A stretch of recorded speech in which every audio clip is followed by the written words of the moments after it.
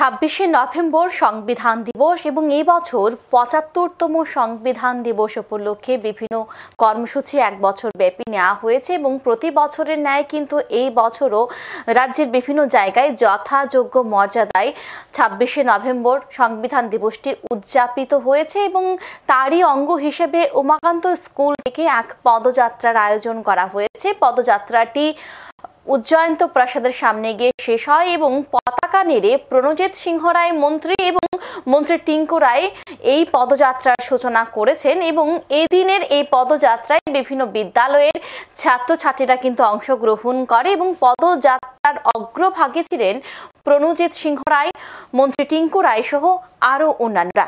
পদযাত্রা শেষ করার পর উজ্জয়ন্ত প্রাসাদের সামনে ডক্টর বি.আর. আম্বেদকরের আবক্ষ মূর্তিতে ফুলের মালা দিয়ে শ্রদ্ধা নিবেদন করা হয়। তারপর প্রস্তাবনা পাঠের মাধ্যমে সংবিধানকে আবারও স্মরণ করা হয় এবং সেখানে মন্ত্রী প্রণজিৎ সিংহ রায় কি বলেছেন শুনবো একবার। আজকের এই সংবিধান দিবস, এই দিনটাকে পালন করা, এটা কতটা আমাদের দেশের জন্য এবং দেশের যুব সমাজ থেকে শুরু করে দেশের মানুষকে সচেতনতা করা, এটা আমাদের মূল উদ্দেশ্য।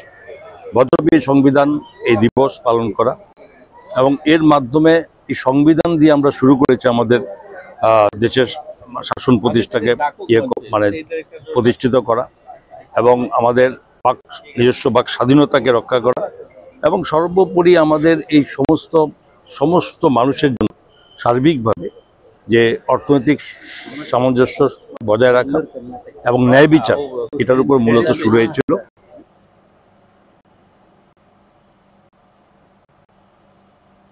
বলা চলে 1950 সালের 26শে জানুয়ারি সংবিধান কার্যকর করা হয় এবং 26শে নভেম্বর দিনটিকে সংবিধান দিবস হিসেবে পালন করা হয়।